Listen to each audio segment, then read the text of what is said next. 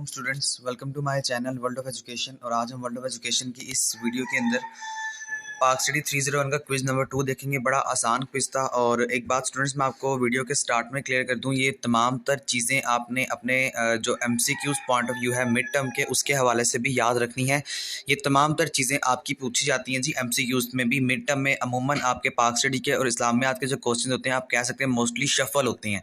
तो जो चीज़ आपको समझाऊंगा अपने मिड टर्म के पॉइंट ऑफ व्यू से भी उसको जो है वो याद करना है। पहला क्वेश्चन आपका, on which issue Jinnah oppose and left the Congress, के किस इशू पर जिन्ना ने जो है वो कांग्रेस को छोड़ दिया था 1920 में। तो वो आपके साथ जो कायद-ए-आज़म मोहम्मद अली जिन्ना है, तो उन्होंने उनके साथ कोऑपरेट नहीं किया था, क्योंकि वो मुसलमानों को जो है हर लिहाज से जो हिंदू है वो नीचे रखना चाहते थे, इसीलिए उन्होंने उस पर कोऑपरेट ही नहीं किया। तो नॉन कोऑपरेशन की वजह से कायद-ए-आज़म ने 1920 के अंदर जो है वो कांग्रेस को छोड़ दिया था। आपके क्विज में और आपके एमजीटी में ये क्वेश्चन भी आ सकता है कि कब छोड़ा था जी, 1920 को जो है उन्होंने छोड़ दिया था। नेक्स्ट क्वेश्चन देखें, in which of the in which of his writing Iqbal talk about the Indian unity and doing away of difference among the Muslims and the Hindus। तो ये आपकी बांगे दरा है। बांगे दरा उनकी ऐसी किताब है जहाँ पर उन्होंने मुसलमानों के और हिंदुओं के दरमियान जो है वो डिफरेंसेस को बताया है। उन्होंने बेसिकली ये बताया है, ये सिखाया है कि मुसलमान अपने कल्चर के लिहाज से अलग हैं। ये आपका एज ए शॉर्ट क्वेश्चन में पूछा है ना कि बांगे दरा में क्या क्या जो है वो इलामा इकबाल ने लिखा या किन चीज़ों के बारे में लिखा। तो आपने याद रखना है कि वहाँ पर मेजर जो लिखने का किताब मेजर लिखने की जो वजह थी वो मुसलमानों और हिंदुओं के दरमियान जो है वो मेन डिफरेंस जो है वो बताना था। उसके आगे why did Muslim league perform poorly in the elections of 1937। 1937 के इलेक्शन में मुस्लिम लीग ने क्यों इतना बुरा जो है वो परफॉर्म किया था?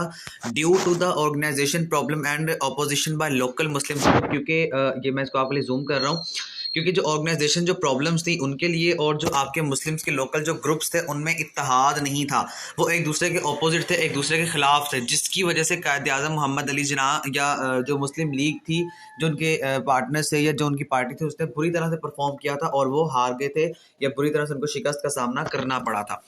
नेक्स्ट क्वेश्चन देखिए, तो क्या कह रहे हैं जी आपको। What Iqbal express in his letters to Jinnah from May 1936 to November 1937। के इकबाल ने कौन से ऐसे लेटर्स को एक्सप्रेस किया था, यानी ऐसे लेटर्स को बयान किया था, लिखा था इकबाल ने जिन्ना के लिए मई 1936 से लेकर 1937 तक, नवंबर तक। तो ही टॉक्ड, आपने बताया था, आपने उससे बात की थी, of a separate federation of the Muslim provinces, कि हम जो मुस्लिम के जो प्रोविंसेस हैं उनके लिए सेपरेट जो आपका मुल्क है, जो सेपरेट एक रियासत है, उसको हम जो है हिंदुओं के मुंह से छीन लेंगे या हिंदुओं से छीन लेंगे। तो कहने का सिर्फ इतना सा मतलब है कि उन्होंने जो बात की थी वो मुसलमानों के प्रोविंसेस के बारे में की थी कि हमें एक सेपरेट जो है वो वतन चाहिए। नेक्स्ट क्वेश्चन देखिए, what did the Congress minorities या मिनिस्ट्रीज रिज़ाइन इन 1939। सॉरी, ये मिनिस्ट्रीज या माइनॉरिटी नहीं है। क्यों कांग्रेस जो मिनिस्ट्रीज है उन्होंने रिज़ाइन किया 1939 के अंदर? तो द ब्रिटिश डिक्लेयर्ड वॉर और behalf of Indian without consulting Congress, क्योंकि जो ब्रिटिश थी उसने डिक्लेयर कर दिया था ऑन बिहाफ ऑफ इंडिया, यानी इंडिया के बिहाफ पर कंसल्ट नहीं किया था कांग्रेस के साथ। ये अमूमन आपके जी हैंडआउट्स में हुआ है, लिखा हुआ है, इसको एक दफ़ा खुद से भी पढ़ लीजिएगा। नेक्स्ट आपके पास है जी, नॉर्थ वेस्टर्न एरियाज़ और मुस्लिम मेजॉरिटी एरियाज़। ये भी आपका एमसीक्यूज़ पूछा जा सकता है कि कौन से एरियाज़ जो हैं वो मोस्टली मेजॉरिटी एरियाज़ हैं मुस्लिम्स के। तो ये नॉर्थ वेस्टर्न एरियाज़ हैं जो कि मेजॉरिटी एरियाज़ हैं। ये किसने लिखा था, किसने इसको कहा था? पूरी एक लाइन, पूरा फरमान है आपके पास। तो ये चौधरी रहमत अली ने आपको कहा था।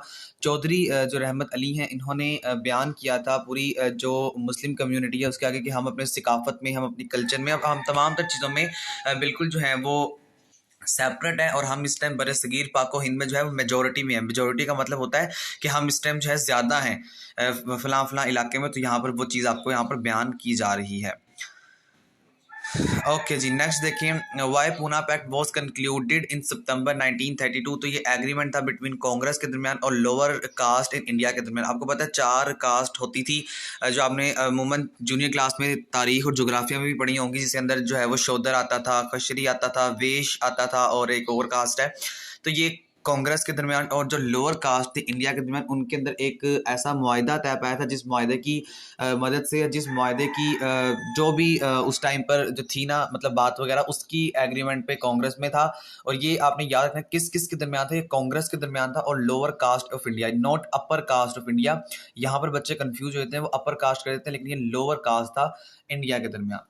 उसके आगे for how many years Allama Iqbal stayed in Europe, बड़ा इंपॉर्टेंट एमसीक्यू है जी आपका कि आपका जो यूरोप है, यूरोप में इलामा इकबाल ने कितने दिन स्टे किया था। तो 3 साल जो है यूरोप में इलामा इकबाल ने स्टे किया था।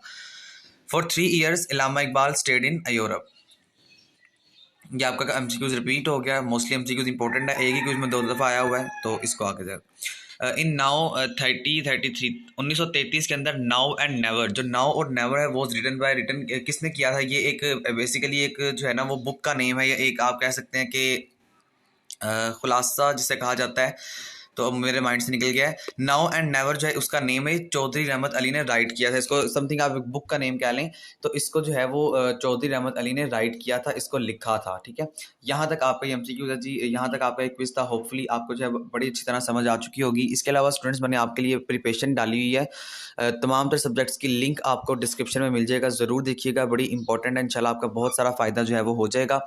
CS की भी मैंने डाल दी है, इंग्लिश की भी मैंने डाल दी है, तमाम तरह का लिंक आपको जो है वीडियो के डिस्क्रिप्शन में मिल जाएगा। आखिर में आप तमाम तरह लोगों से रिक्वेस्ट है कि प्लीज़ मेरे इस चैनल को सब्सक्राइब जरूर कीजिएगा। इंशाल्लाह मैं आपके साथ पास्ट पेपर जो ये जो करंटली पेपर आ रहा होगा वो भी आपके साथ शेयर कर दूंगा, तमाम तरह सब्जेक्ट्स का जो मेरे स्टूडेंट्स अटैम्प्ट करेंगे, तो बहुत सारा आपको वहाँ से भी इंशाल्लाह फ़ायदा जो है वो हो जाएगा। Thank you so much. मुझे इजाज़त दें, वीडियो अच्छी लगे पर लाइक और दोस्तों के साथ शेयर ज़रूर किया करें। अल्लाह हाफिज़।